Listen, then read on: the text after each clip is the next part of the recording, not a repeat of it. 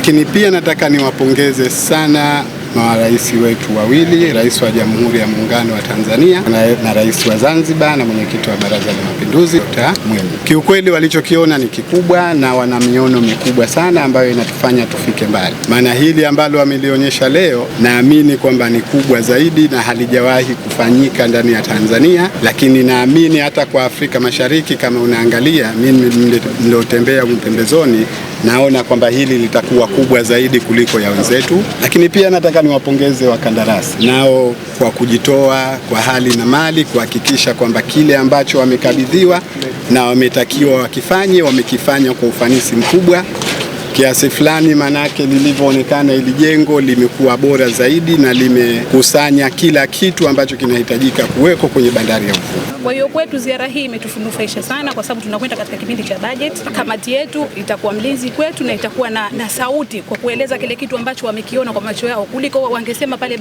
mwanzo, manake wangesema vitu ambavyo pengine hawajaviona, kwa sababu hii kamati yetu tuseme ni kamati mpya. Sasa wamekuja kuona, baada ya kuona manake watakuwa na nguvu ya kuweza kututetea pale kwa kile vifungu tunavyovitaka viingizwe katika bajeti ya mwaka huu.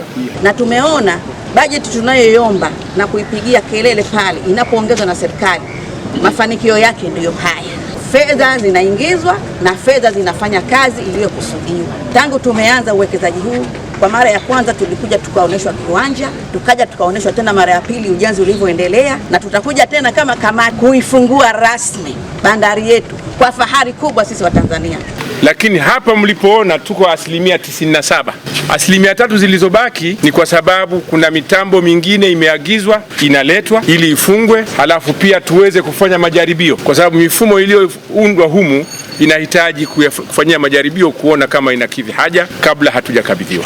Na wakati wowote ndani ya mwezi wa 4 na wa 5 mkandarasi anaweza akatukabidhi, kwa sababu umeona karibu kila kitu kimekamilika.